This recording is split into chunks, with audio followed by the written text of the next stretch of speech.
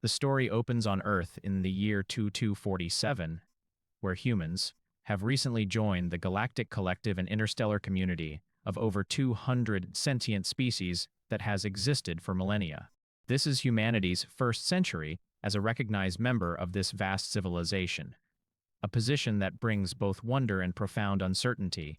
Marcus and Elena Chen, both in their early 40s, are a retired xenolinguist and bioethicist couple living in New Vancouver, a sprawling coastal city that has become a hub for human-alien cultural exchange and integration. High-speed transit tubes connect their neighborhood to the city's central spaceport, where shuttles depart hourly for orbital stations and distant worlds. They've spent their entire careers studying cross-species communication and ethical frameworks governing interstellar contact, publishing seminal papers on how radically different nervous systems can still achieve meaningful dialogue. Their professional achievements are considerable. Elena was instrumental in developing the unified translation protocol that allowed humans and Talaxians to finally understand each other's mathematical symbolism, while Marcus pioneered the field of xenopsychology, arguing that consciousness itself might take fundamentally different forms across species. However, their personal lives have been marked by persistent heartbreak. After decades of trying to conceive children, they endured countless medical interventions, genetic counseling sessions, and false hopes. Elena suffered 7 miscarriages, each one a devastating loss that seemed to mark their bodies as somehow wrong, unsuited for the basic function of reproduction. Marcus carries a rare genetic condition affecting his reproductive system, a mutation that emerged from his family's exposure to radiation during Earth's early space exploration era. Multiple specialists have confirmed that natural conception is virtually impossible. They've spent years reconciling themselves to a childless life, finding meaning and fulfillment in their work, their marriage, and their contributions to human understanding of the cosmos. Yet beneath this acceptance has always lurked a quiet, persistent ache, the knowledge that something fundamental to human experience would forever be denied them. The introduction of human adoption programs through the Galactic Collective offered a glimmer of hope, though adoption remains severely limited. Earth's domestic adoption agencies are overwhelmed with applications, and only a handful of human children become available for adoption each year. The waiting lists stretch for decades, and many couples never succeed. However, approximately 3 years ago, the Galactic Collective officially established interspecies adoption programs, reasoning that the vast population of orphaned or displaced alien beings across the galaxy might find homes with willing caretakers, while couples unable to find human children might build families across species boundaries. This idea has proven deeply controversial among Earth's population. Some humans celebrate it as a natural extension of the collective's values and an opportunity for humanity to demonstrate its capacity for compassion beyond its own species. Others view it with suspicion or outright hostility, arguing that humans should prioritize their own species first, that adopting alien children is a betrayal of human solidarity, or that humans simply lack the knowledge to properly care for non-human young. Despite the controversy, Marcus and Elena have begun exploring cross-species adoption possibilities. They see it as a natural extension of their professional work and their personal values, concrete expression of the belief that consciousness, family, and love can transcend evolutionary boundaries. They filed their initial application 8 months ago, holding only modest hope that anything would come of it. The narrative establishes their comfortable but quiet life in detail. Their apartment overlooks the Pacific Ocean, with floor-to-ceiling windows that frame spectacular sunrises and stormy afternoons. They maintain daily rituals, morning coffee watching the waves, Elena's work consulting for the collective's cultural integration position that allows her to work from home 4 days a week, leaving her intellectually engaged but with flexibility. Marcus volunteers teaching at the local university, offering seminars on xenopsychology and cross-species ethics to students who include both humans and visiting alien scholars. Their friends worry they're settling, that their brilliant minds and deep capacity for love are being wasted on professional achievement alone. Elena's sister, visiting from Toronto 3 weeks ago, suggests they might be depressed, that their apparent contentment masks resignation. But the Chens have genuinely found peace in their circumstances, or so they believed. They've built a life of intellectual stimulation, mutual support, and meaningful contribution to the future of human-alien relations. The inciting incident begins to build when Elena receives an unusual message during her morning coffee on a Tuesday, her hand trembling slightly as she reads the words displayed on her neural interface. The message bears the official seal of the Galactic Social Services Division GSSD, an organization they've barely interacted with before, requesting their immediate presence at the central processing station in the city. The priority alert indicates an urgent matter related to their adoption application. Elena's first thought is that their application has been rejected, that they've received a detailed explanation of why humans are unsuitable parents for alien children. She sits with that assumption for nearly 10 minutes, staring at the ocean before Marcus comes to find her. When she tells him about the message, his face registers confusion, then concern. They've spent an hour discussing possible reasons, none of which seem particularly logical. Why would the GSSD contact them so urgently? Their application was exploratory, filed with low expectations. Neither of them has heard of any breakthrough in cross-species adoption procedures. With growing trepidation and a thin thread of inexplicable hope, they prepare themselves and set out for the processing station downtown. The GSSD's sterile, multi-species processing facility is unlike anything Marcus and Elena have experienced before. The building itself is a marvel of architectural composite structure, accommodates the vastly different atmospheric, gravitational, and spatial needs of 100 different species. Some corridors maintain Earth-normal gravity, while others feature variable gravity fields. Some sections contain breathable Earth atmosphere, while adjacent areas are filled with exotic gases or even liquids for aquatic species. The facility smells like recycled air, alien biochemistry, and something Elena's brain can't quite categorize. They're escorted through security checkpoints that scan their genetic material, neural patterns, and psychological states. The Chens are processed with the efficiency of bureaucrats who perform these procedures hundreds of times daily. They're led to a small conference room where they meet coordinator Zarel, a Talaxian bureaucrat whose 3 eye stalks move independently in different directions, making it difficult to determine where he's actually focusing his attention. He wears the formal vestments of a high-ranking GSSD official, a shimmering, iridescent material that suggests rank and authority. Accompanying him is Dr. Keisha Okonkwo, a human cultural liaison who oversees Earth-based adoptions and who greets Chens warmly, though with visible anxiety. The reason for their summons is extraordinary and almost incomprehensible. 5 Vrenthian quintuplets and infants of an extremely rare, solitary species have been in protective custody for over 18 months. The Vrenthians are a relatively recent addition to the Galactic Collective, having emerged from cultural isolation only a decade ago. For millennia, they existed as deep underground civilizations, never developing spacefaring technology, until contact was made by collective scouts investigating seismic anomalies on their homeworld. Vrenthian biology is radically different from humans. 4-limbed beings with chitinous exoskeletons in various shades of deep purple and blue, compound eyes that perceive ultraviolet and infrared spectra, and a communication system that combines vocal utterances with bioluminescent color pattern emissions across their bodies. More significantly, Vrenthians reproduce infrequently and raise their young communally within their hive colonies, making isolated offspring nearly unprecedented in their species' recent history. These 5 quintuplets lost their colony when a mining accident destroyed their underground settlement 3 years ago. The colony housed approximately 2,000 Vrenthians, most of whom perished in the structural collapse. The quintuplets were in an external educational facility when the disaster occurred, and they were rescued by automated systems designed to preserve Vrenthian offspring in cases of emergency. Despite aggressive efforts by the GSSD to find suitable Vrenthian guardians willing to adopt 5 orphaned individuals from a different colony, culturally complicated situation, given Vrenthian territorial and collective pride, no match has been made. The fundamental problem is that Vrenthian culture prioritizes absolute group harmony and collective consciousness. Individual Vrenthians raising children alone is considered abnormal and culturally aberrant, even when necessity demands it. The surviving members of the destroyed colony have refused to take the orphans, citing the disruption such individual children would cause to their established collective patterns.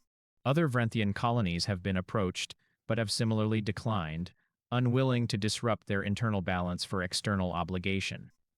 The 5 infants, now at a critical developmental stage, are beginning to show signs of severe psychological distress.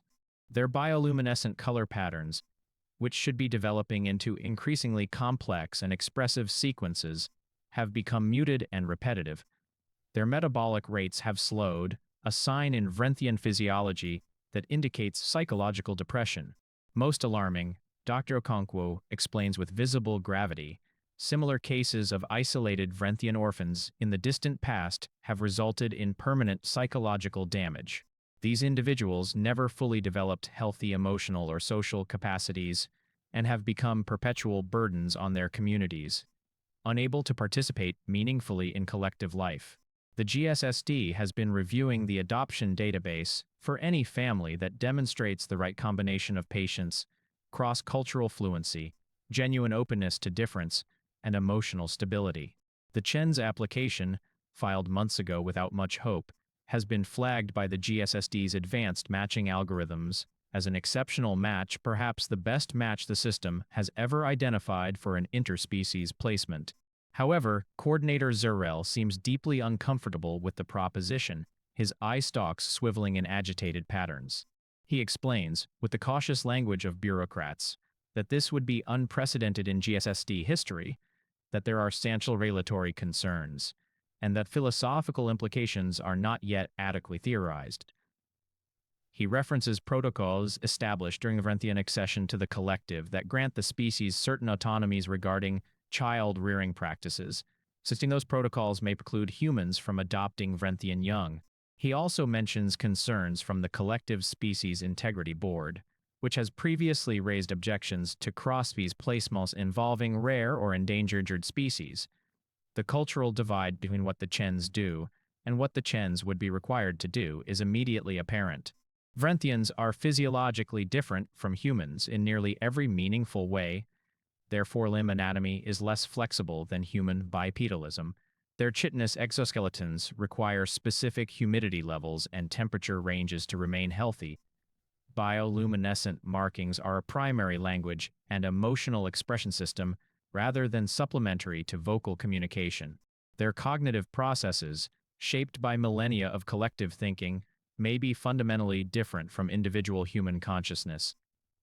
Marcus and Elena are initially stunned, processing the magnitude of what's being suggested. Their minds struggle to reconcile several contradictory thoughts: gratitude that they're being considered at all, terror at the complexity of what's being proposed, doubt about their actual capacity to parent beings so radically different from themselves, and a deep, almost instinctive emotional pull, these 5 orphaned children they haven't yet met. They ask practical questions about care requirements, developmental milestones, dietary needs, neurological development, and communication methods.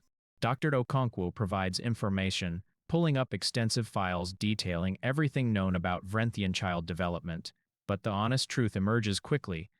Many aspects of Vrenthian development remain mysterious to human science. The Vrenthians themselves don't fully understand their own psychology, particularly the psychology of isolated individuals, because such situations were virtually unknown in their pre-collective history. The Chens are told about specialized nutritional requirements. The Vrenthians require a complex algae-based diet supplemented with specific minerals found primarily in their homeworld's geology, though synthetic substitutes have been developed. They learn about humidity requirements, temperature ranges for optimal metabolic function, and the importance of tactile stimulation for proper neural development. They learn that Vrenthian communication is multimodal and that human speech, while not harmful to them, isn't their natural medium and shouldn't be relied on as the primary method of connection. The section concludes with Coordinator Zurel offering them a trial period. Spend 1 week with the Quintuplets in a supervised environment at the GSSD facility, and the Chens will have the opportunity to decide if they wish to proceed. If they do decide to pursue adoption, the GSSD will consider granting provisional approval. and forwarding their case to higher review boards. If they decide against it, there will be no judgment, and the quintuples will remain under institutional care while the GSSD continues seeking other alternatives.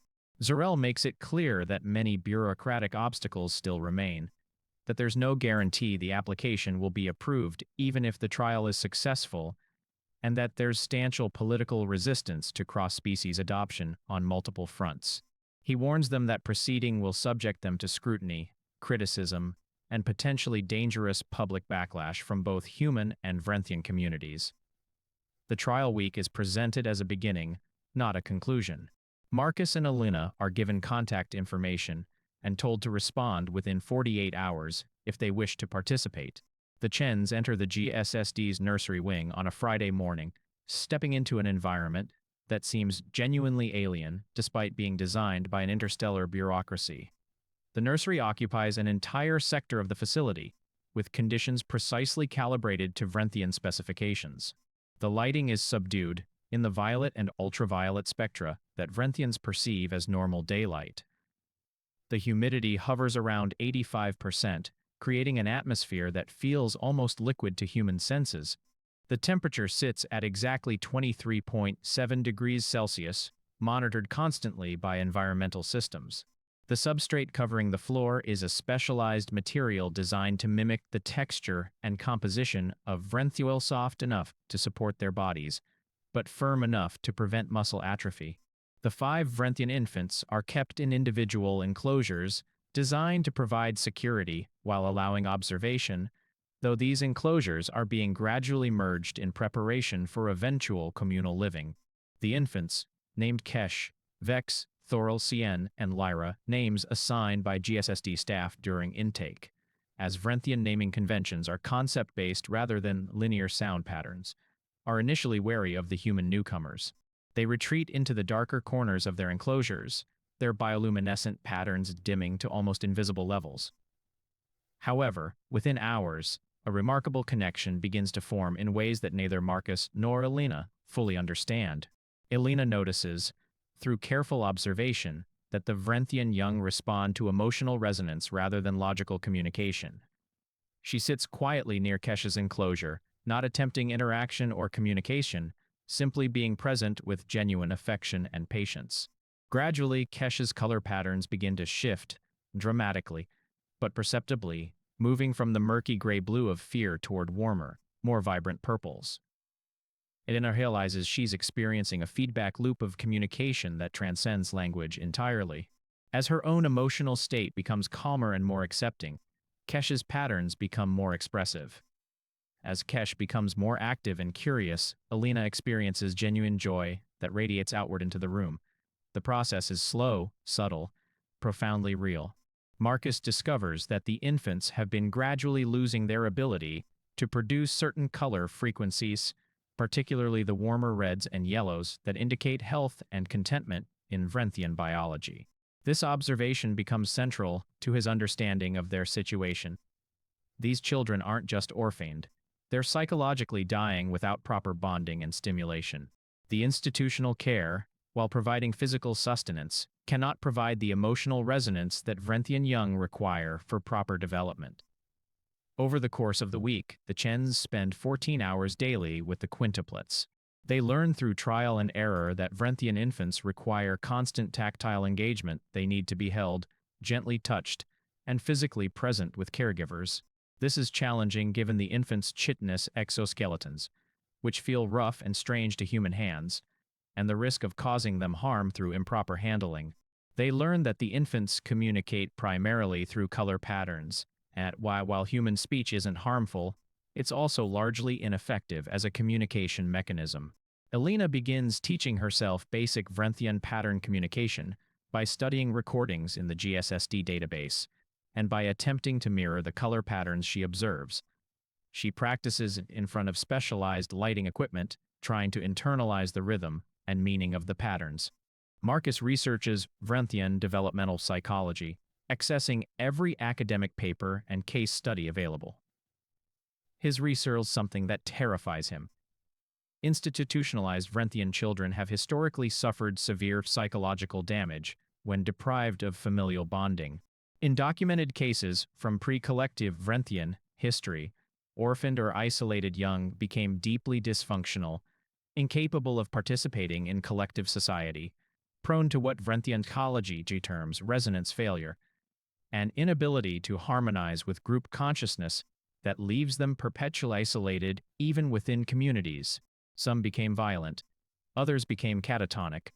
A few engaged in self-harm, the knowledge that this could be the fate of Kesh, Vex, Soan, and Lyra if they're not removed from institutional care drives Marcus's advocacy.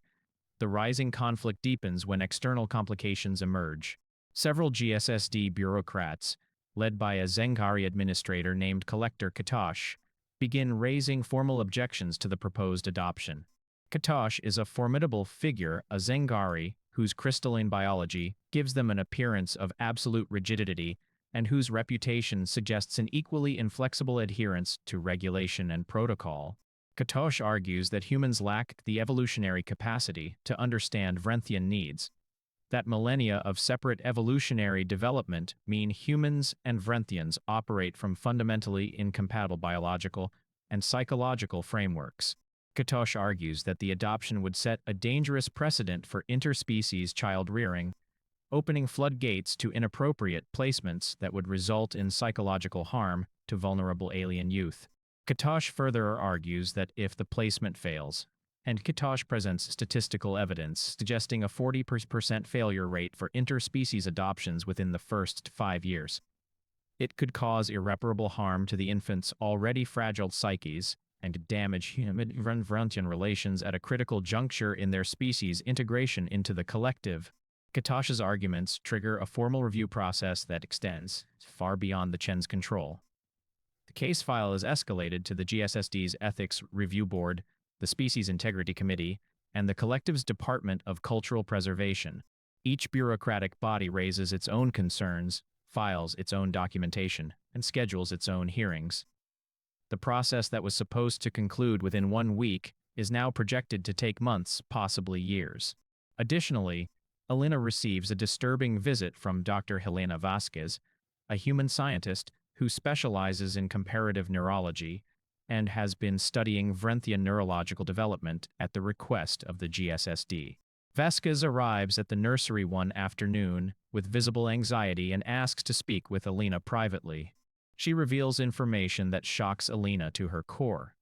There's a faction within the GSSD, led the same Collector Katosh, who believes that Vrenthian orphans, incapable of being placed with appropriate Vrenthian guardians, should be transferred to stasis preservation rather than placed in adoptive homes. Stasis preservation is a procedure that essentially suspends a being in a state of minimal biological function. They remain alive at the cellular level, their neural tissue preserved in perfect condition, but they're unconscious, experiencing no passage of time or subjective experience, until such time as they can be awakened. For Vrenthian young, this would mean indefinite suspension, possibly for decades or centuries, until the collective establishes a full Vrenthian restoration colony, or until other solutions are developed. Vasquez sees this as an abdication of responsibility to sentient life, an erasure of consciousness for bureaucratic convenience. She's conflicted about whether to be a whistleblower, because doing so could end her career, damage her reputation, and potentially violate her employment contract with the GSSD. But she believes the Chens deserve to know what alternatives the bureaucratic system is considering for the quintuplets. The revelation throws Marcus and Elena into ethical turmoil. They also learn through Vasquez that certain powerful Vrenthian collective leaders back on the Vrenthian homeworld are reluctant to allow their species' infants to be raised by nized Vrenthians, fearing cultural contamination and the possibility that children might develop psychological frameworks incompatible with reintegration into Vrenthian society should that become possible in the future.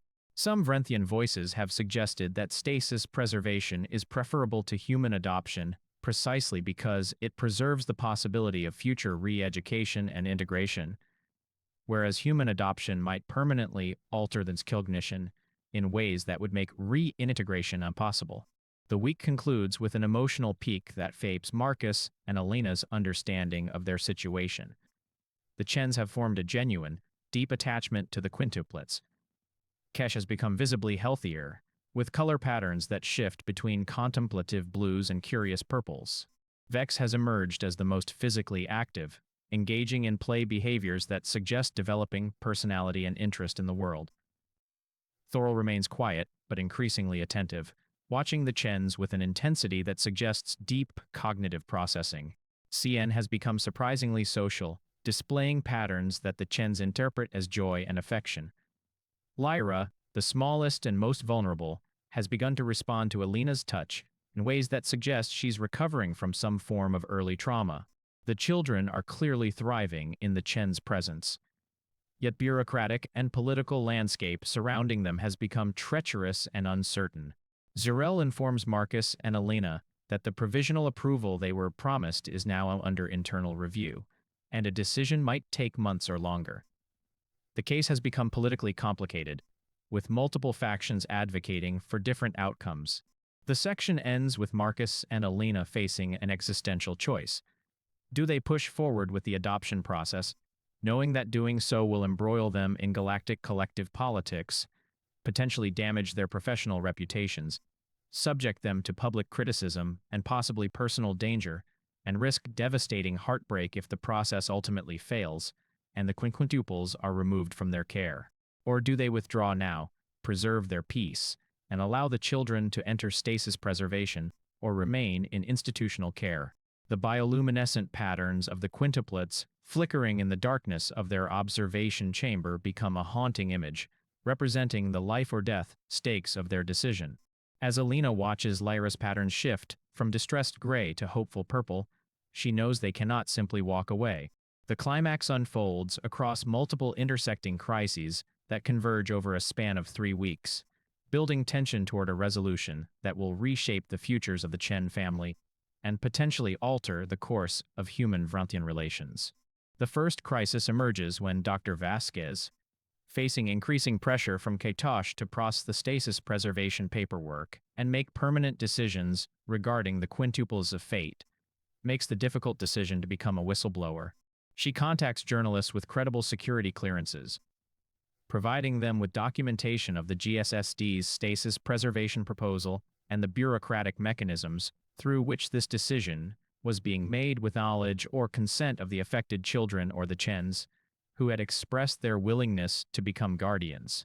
The revelation triggers a massive public outcry on Earth and throughout the human communities of the Galactic Collective.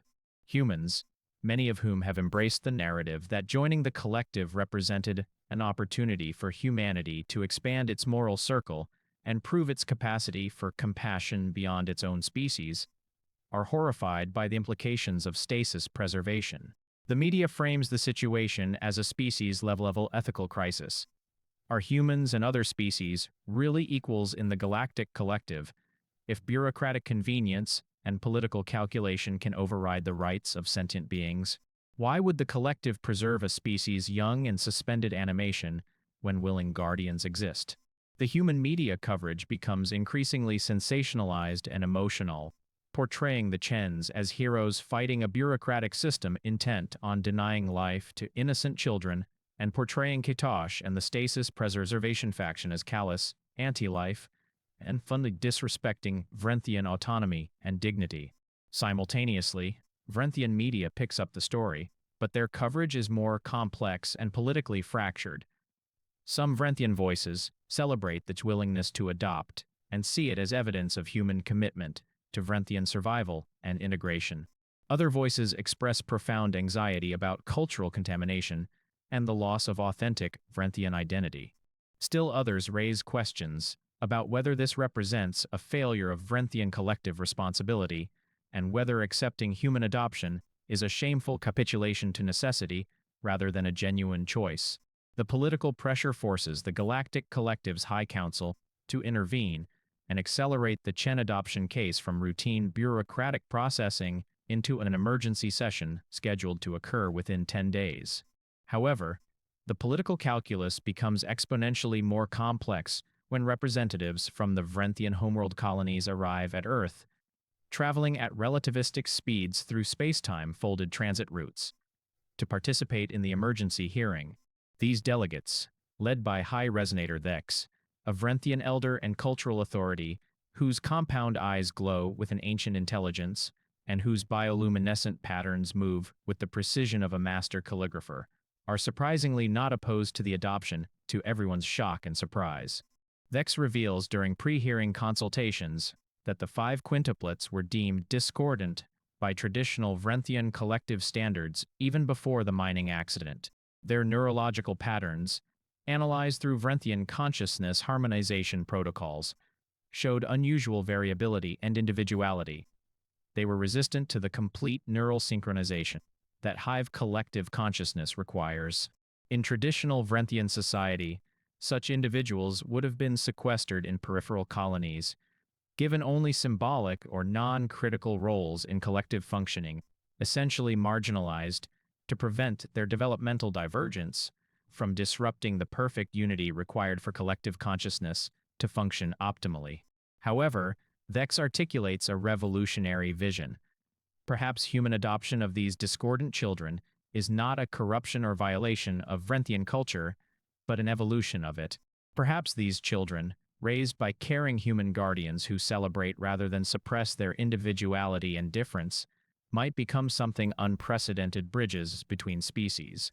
Beings who could eventually help Vrenthian society itself evolve beyond its dependence on perfect uniformity. Thex suggests that Vrenthian culture is itself undergoing a kind of adolescence as a species, questioning whether absolute collective harmony is actually desirable or sustainable for a civilization now connected to hundreds of other species with vastly different cultural and cognitive frameworks. The conflict intensifies dramatically when Katosh directly challenges Thex's reasoning during a preliminary hearing, arguing vehemently that allowing humans to adopt Vrenthian children would establish a dangerous precedent that fundamentally undermines the core principle of species-appropriate care. Katosh presents data suggesting that cross-species adoption in the collective has a 40% failure rate within the first 5 years, that such failures result in psychological trauma to the adopted children, and that the damage extends to the adopting species as well, creating lasting resentment and cultural backlash. Katosh argues that allowing exceptions based on emotional appeals and novelty will lead to an endless stream of inappropriate placements, with vulnerable alien young adopted into situations where their caregivers are fundamentally unprepared for their needs. The tension in the chamber becomes almost physically palpable as these two titans of bureaucratic authority and cultural vision clash. Marcus and Elena are called to testify before the High Council during the main emergency hearing, and this becomes the emotional and philosophical core of the climax.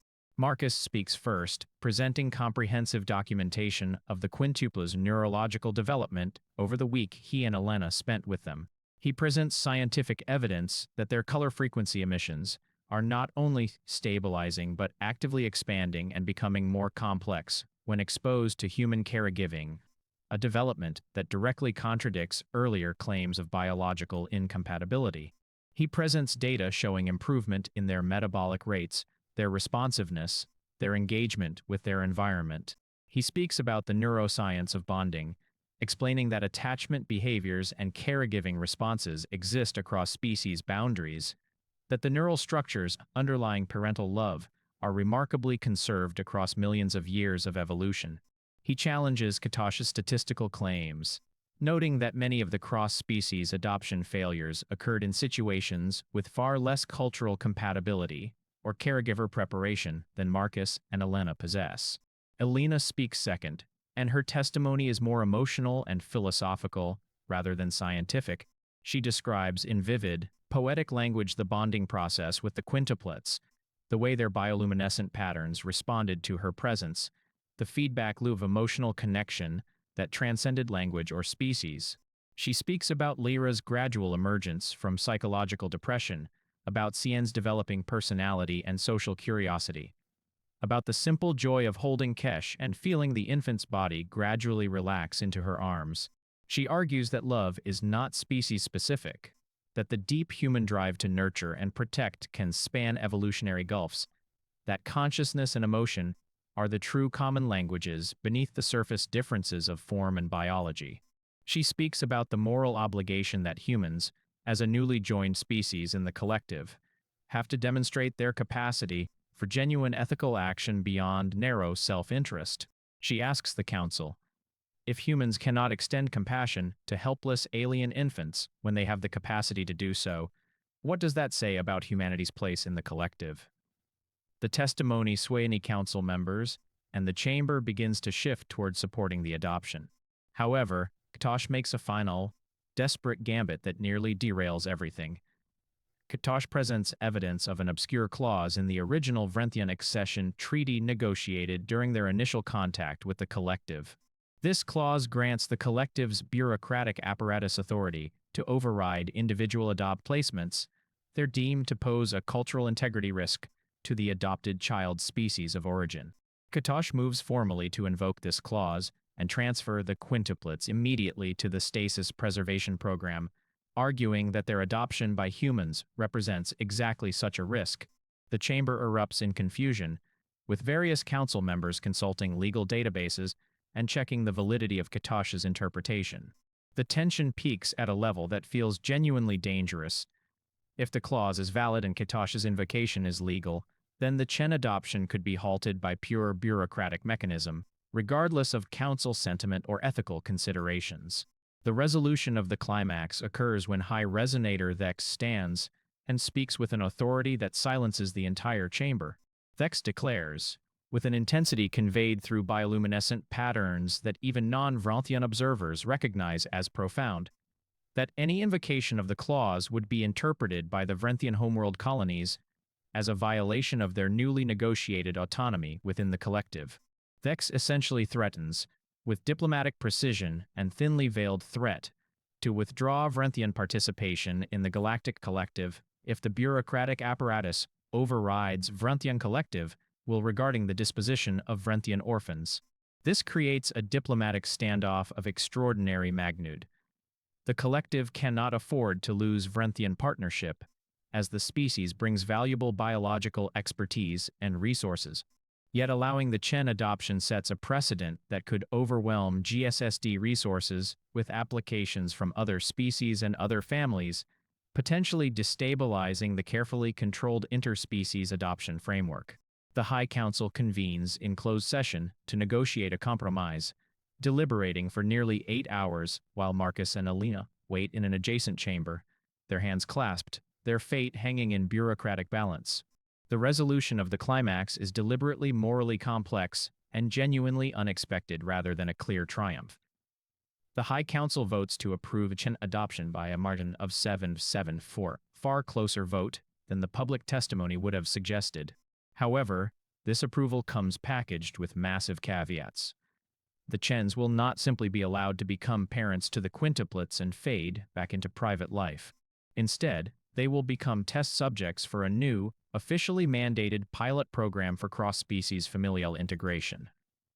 They will be required to participate in ongoing research conducted by the GSSD, submit to regular evaluations of their parenting methods and the children's development, and essentially have their family life scrutinized and studied for the next decade. Their parenting choices will become data points. Their successes and failures will be analyzed by bureaucratic committees, and their private moments will theoretically be available for examination by researchers seeking to understand whether interspecies adoption can succeed. Additionally, Katosh wins a partial but significant concession. The GSSD establishes new, strictly enforced protocols for interspecies adoptions, making the process far more difficult than it was before the Chen case. Future interspecies adoptions will require extensive pre-placement psychological counseling, multi-year waiting periods, in-depth compatibility testing, and ongoing oversight comparable to parole supervision rather than parental autonomy. The implication is clear to everyone in the chamber. This adoption is being allowed, but future cross-species adoptions will face such enormous bureaucratic barriers that they will effectively extremely rare occurrences. Marcus and Elena leave the chamber having won their fight, but the victory tastes bittersweet. They've successfully fought for their right to adopt the quintuplets, but in doing so, they've also become political symbols, ongoing experiments, and their every parenting choice will be measured and judged against scientific protocols and bureaucratic standards. The final image is of them leaving the council chamber, walking through corridors lined with alien species of every description, their 5 adopted children waiting for them in a secure facility, the weight of their victory and its complications settling upon their shoulders like an immense gravitational field. 6 months after the approval, the Chen family home in New Vancouver has been substantially transformed into a living space that authentically bridges 2 worlds while maintaining genuine comfort for both species. The transformation wasn't simple or instantaneous. It required extensive consultation with Vrenthian environmental specialists, human architects, and the Chen's own persistent experimentation. The living room now contains a sophisticated mix of furniture and environmental features. One section maintains Earth-normal temperature and humidity, with conventional furniture arranged for human comfort and movement. Adjacent to this is a Vrenthian zone featuring the specialized substrate, controlled humidity at 85%, temperature precisely regulated to 23.7 degrees Celsius, and lighting that emphasizes the ultraviolet and infrared spectra that Vrenthians perceive as normal illumination.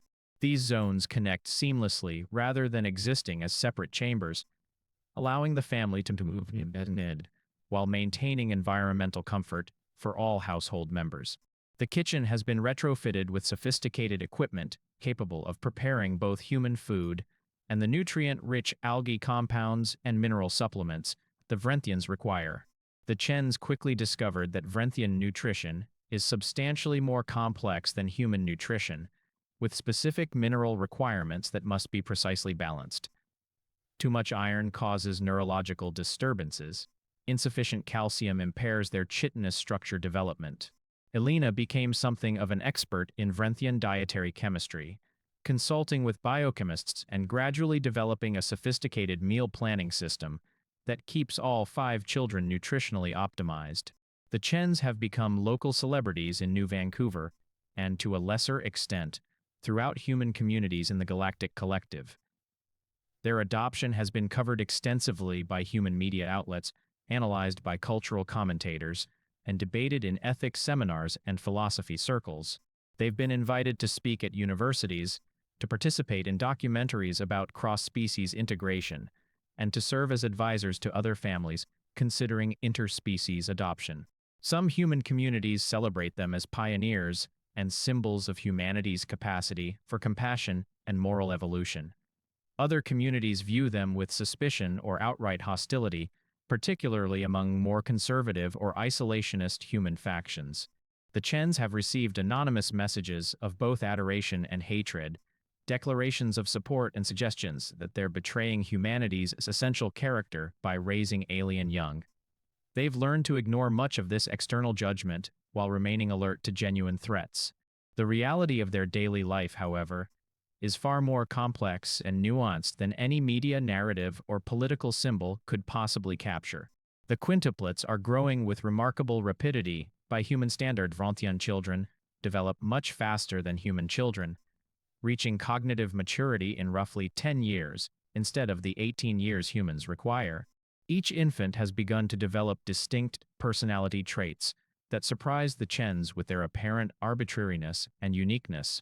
Kesh shows remarkable curiosity about human technology and has already begun deconstructing and reconstructing complex devices with an intuitive understanding of engineering principles.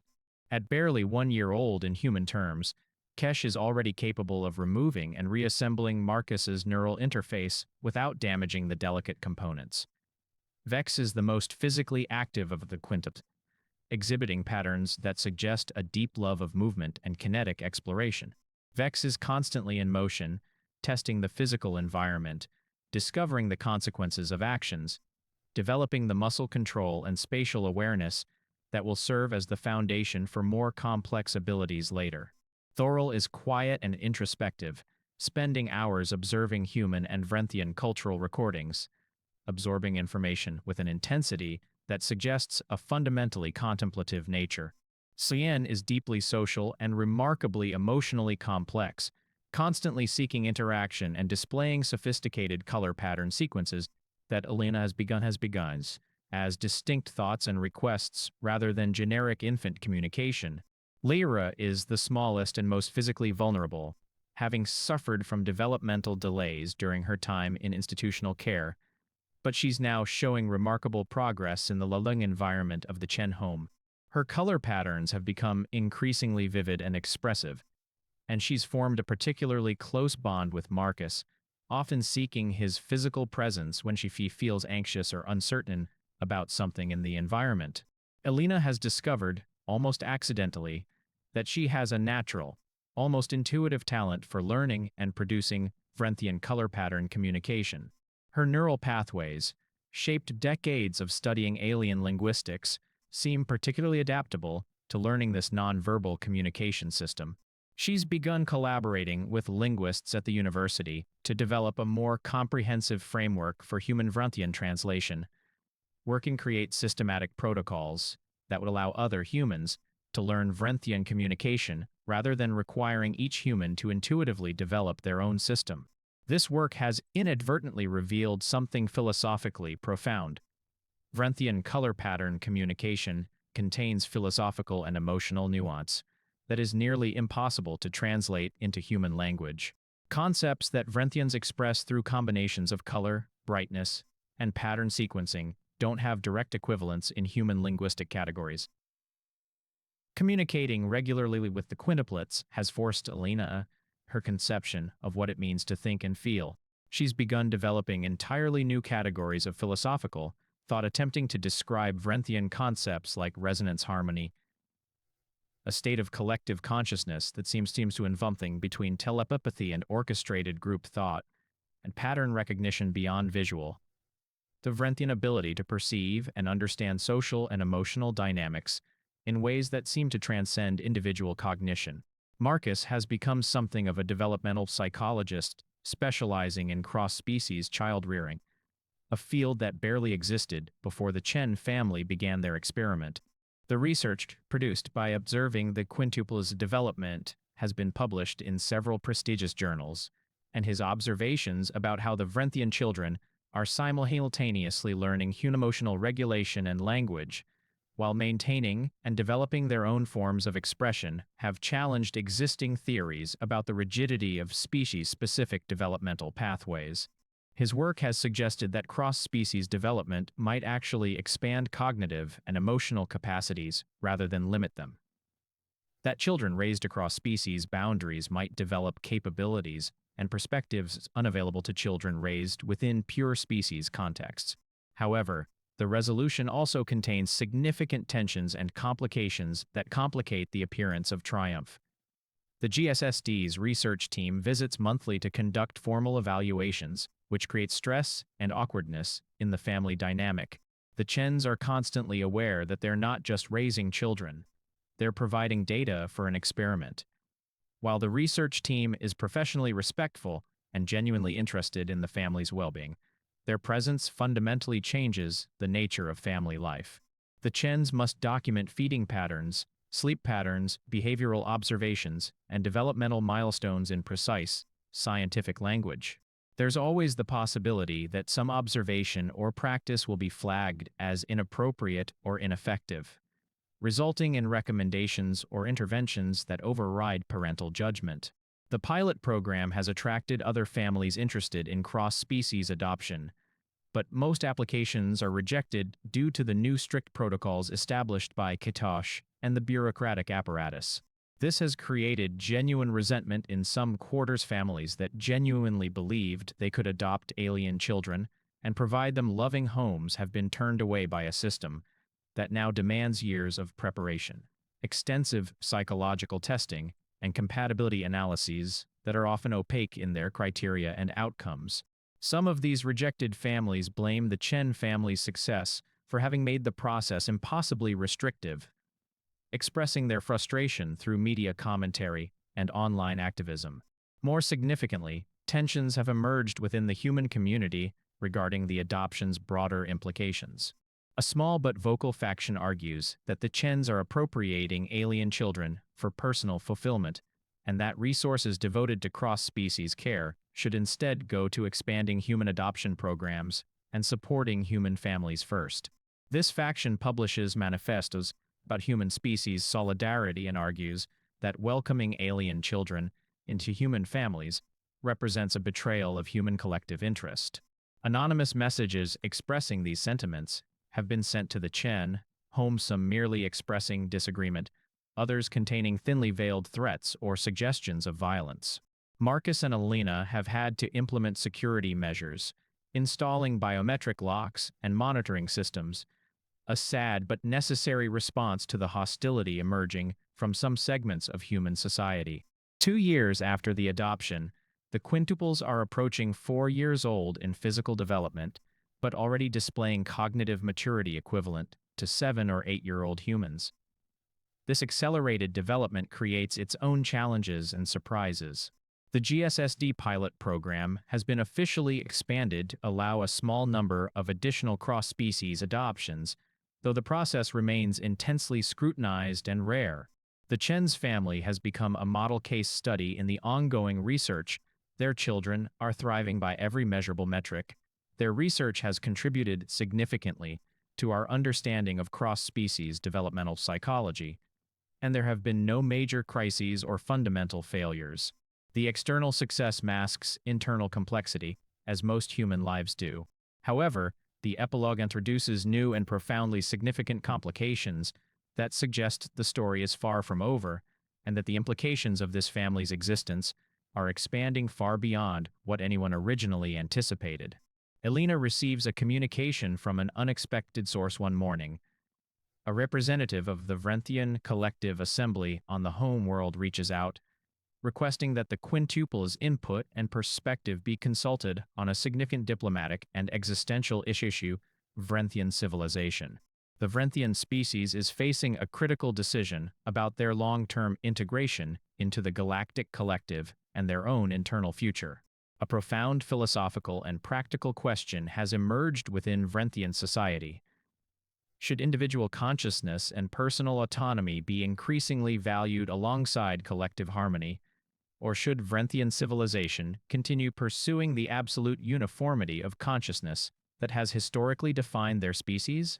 Some factions believe that the quintuple raised outside traditional hive collective thinking, exposed to human individualism and emotional diversity, could provide valuable perspective on whether individual autonomy compatible with or antithetical to collective consciousness. This revelation creates profound ethical dilemmas for Marcus and Elena. Are the children being valued as individuals with their own rights and minds? Or are they being instrumentalized as hybrid bridges between species, their personal identities and autonomy sacrificed to the political needs of their birth species? How can they help their children make choices about their own future when those choices have galactic implications? Simultaneously, Marcus receives a private message from an underground human faction that he's been aware of, but has mostly ignored people who believe that humanity has compromised its essential identity by embracing the Galactic Collective and its multi-species frameworks. This faction, calling itself the Human Preservation Alliance, is growing in number and has begun targeting families like the Chens, viewing them as symbols of human cultural dissolution and species dilution. There's a veiled threat in the message. Their family's safety may depend on reconsidering their commitment to cross-species integration, perhaps returning the adopted children to institutional care or Vrenthian guardians. The suggestion is explicit and chilling. The epilogue also hints at larger, more sinister cosmic movements when Dr. Vasquez reaches out to Marcus with alarming information that she's discovered through her continued neuroscience research. She's uncovered evidence suggesting that the mining accident that killed the original colony and orphaned the quintuples may not have been an accident at all, but rather the result of intentional industrial sabotage. There are indications pointing toward internal Vrenthian political factions who oppose the colony's openness to outside ideas and to human interaction. If this is true, it suggests that the quintuples' adoption may have been part of a larger, far more sinister and intentional chain of events, that someone in Vrenthian society orchestrated the disaster and the children's orphaning to accomplish larger political goals. This revelation transforms the Chen's understanding of their family's origins and raises terrible questions about agency, manipulation, and the extent to which their adoption has been genuine choice or participation in deeper political machinations beyond their awareness or control. The epilogue closes with the Chen family facing multiple diverging futures simultaneously. Their children are at a crossroads between human upbringing and Vrenthian heritage, between individual identity and collective consciousness. Their society, both human and Vrenthian, is at a crossroads between embracing the Galactic Collective and retreating into species isolationism, between celebrating diversity and reasserting species purity. The very nature of what it means to be a family, whether identity is species determined or individually constructed, whether love and loyalty transcend biological, all these questions remain beautifully, terrifyingly unresolved. The final image is of the 5 quintuplets gathered together in the observation sector of the Chen home, their bioluminescent patterns displaying complex, harmonious sequences that are uniquely and entirely their own, not quite human in their emotional logic, not quite Vrenthian in their individualistic assertion, something entirely unprecedented in galactic history. Their color patterns move in counterpoint to one another, creating visual harmonies that suggest profound communication and connection while remaining inaccessible to direct human interpretation.